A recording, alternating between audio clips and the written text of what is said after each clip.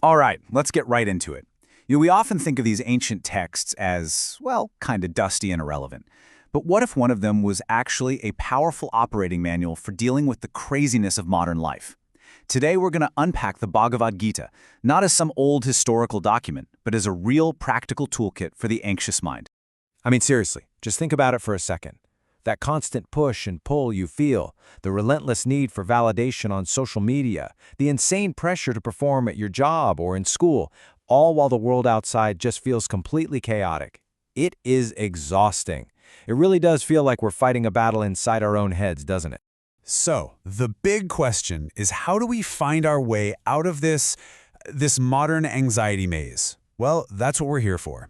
We're going to explore 5 incredibly powerful, super practical tools from this ancient playbook, and each one is basically a direct solution to these very specific 21st century problems we all face. Okay, let's kick things off with tool number 1. I'm calling it the observer. And this is all about escaping the validation trap. You know exactly what I'm talking about, that feeling where our self-worth gets dangerously tangled up with all these external things, like social media likes, job titles, or what other people think of us. You know, the root of this whole problem is a really simple but destructive mental habit. We fuse our identity with our feelings. We don't just feel anxious, we tell ourselves, I am anxious. We don't just feel like we messed up, we think I am a failure. This little switch is the fast track to emotional burnout because it makes every little criticism feel like a direct attack on our very being. And this is where the Gita offers just a brilliant way out. It asks us to see our inner world in 2 distinct parts. First, you've got the kshetra, which literally means the field. Think of your thoughts, your emotions, your body, even your online profile. All of that is just the field. It's just the scenery passing by. And then there's the kshetrajna, the knower of the field. And that knower, well, that's the real you, the silent, steady consciousness just observing everything. Now, what's really interesting about this slide is how it shows the power of a tiny change in your language. On the left, you've got I am anxious. When you say that, the emotion completely controls you. You become the storm. But look at the right. When you shift to I observe anxiety, you instantly create this little psychological gap. You're no longer the storm. You're the vast, calm sky that's just watching the storm pass through. It's a game changer. So here's how you can use this immediately. The very next time a really powerful emotion hits you, anger, fear, whatever, just pause, just for a second. Instead of automatically thinking, I am so angry, try saying to yourself, I am observing the sensation of anger in my mind. See, this isn't about ignoring it. It's about creating separation. It's an incredible technique for building real emotional intelligence, and you can start using it literally right now. All right, let's move on to our second tool, which builds on this idea. We're calling this one the process, and it is a direct antidote to one of the biggest challenges out there today, that crippling performance anxiety and that overwhelming fear of failure. Let's be honest, our modern culture is completely obsessed with results, the fruit of our actions, as the Gita calls it. Think about launching a startup, prepping for a huge exam, or trying to land that big promotion. We get so fixated on the outcome that the what if I fail anxiety just paralyzes us before we even get started. Now, the Gita has this incredibly direct, powerful answer to this exact problem. It says, you have a right to the action, but never to its fruits. So what does that really mean? It means your domain, the only thing you actually have control over, is the effort you put in, the action itself. The results? Well, those are never, ever guaranteed. And this is the absolute core of what's called karma yoga, the discipline of action. Now, this is not about being apathetic or not caring if you succeed. It's actually about being incredibly strategic with your focus. Your duty, your dharma, is to pour 100% of your energy into the process, because the results, they're influenced by a million different variables. The market, your competition, sheer luck, things that are completely outside of your control. And this lays it out perfectly. First, you define your duty. Let's say it's studying for that exam with everything you've got. Then you execute with total, undivided focus. And then, this is the key, you consciously detach from the result. Here's the paradox. When you let go of that desperate need for a specific outcome, your performance actually gets better because your mind is free, it's clear, and it's not bogged down by anxiety. You become a master of the process.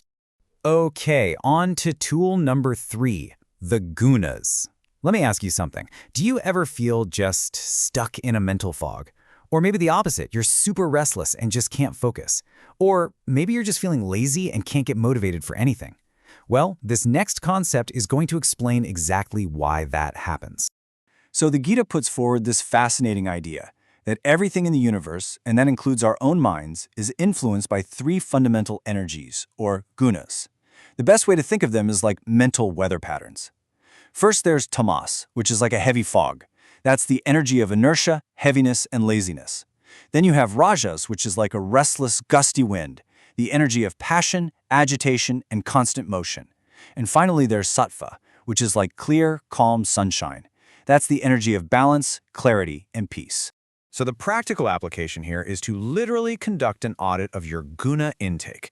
What are you feeding your mind? The tamas in your life might be heavy processed foods or just mindlessly doom scrolling on your phone for hours. Rajas could be consuming high-conflict news that gets you all worked up or engaging in gossip. So if you want to cultivate a clear, focused, sattvic mind, you have to intentionally curate your inputs. Clean food, meaningful content, and calm, peaceful environment. Now for a modern epidemic that Tool 4 tackles head-on. Comparisonitis. You know that constant nagging urge to look at someone else's career, someone else's life, and think, maybe I should be doing that instead. It's the anxiety of imitation, and it is rampant. The Gita offers this incredibly powerful verse as the perfect antidote. It says, it is far, far better to do your own duty, to walk your own path, even if you do it imperfectly, than to perfectly master the path of someone else. I mean, just let that sink in. It's such a profound statement on being authentic. And the Gita has this beautiful term for this idea, Swadharma, which means your own unique duty, or your authentic path. And this path isn't something you just randomly choose. It's based on your swabhava, your core inborn nature. The Gita's argument is so simple but so profound. True success isn't found by imitating others, but by getting into deep alignment with your own mental and emotional DNA. And so the crucial point here is this. Authenticity is your ultimate competitive advantage. It really is. If you're a naturally creative person and you're forcing yourself into a super rigid corporate role just because of social pressure, you are going to live in a constant state of friction. Real, sustainable success and fulfillment, that comes from discovering and mastering what you are naturally called to do. And that brings us to our fifth and final tool, which honestly integrates everything we've just talked about. How do we take all of these ideas and become truly unshakable? How do we build an internal anchor that holds us steady even when the world outside feels like a total storm? Well, the Gita's ideal is a person it calls a sthita prajna, which literally means one whose mind is steady. This is someone who stays the same, balanced, in pleasure and pain, in victory and defeat. Now, this does not mean being some cold, emotionless robot. Not at all. It means having an internal center of gravity that is so strong that external events just can't throw you off balance anymore. So how do you actually build this anchor? Well, the Gita gives us a pretty clear training plan. First, you practice emotional balance. Don't let praise go to your head, and don't let insults crush your heart. You stay centered. You strengthen this center with practices like dhyana or meditation, which basically acts like a shock absorber for your mind.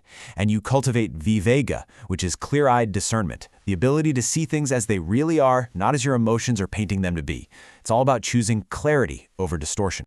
So the crucial point is that this ancient text gives us a complete, totally relevant mental toolkit for the modern world. If you're having an identity crisis, you realize you are separate from your failures. For performance anxiety, you use karma yoga to focus on the process. For that mental fog, you audit your inputs using the gunas. For comparison and career confusion, you find your unique path, your swadharma. And for that emotional instability, you build an unshakable core to become a sthita prajna. It's all right here. We've covered a ton of ground, I know. But look, this isn't just about learning cool concepts. It's about actually using them. You now have the toolkit. So the only question that really matters is a simple one. Which one of these powerful tools are you going to pick up and start using today?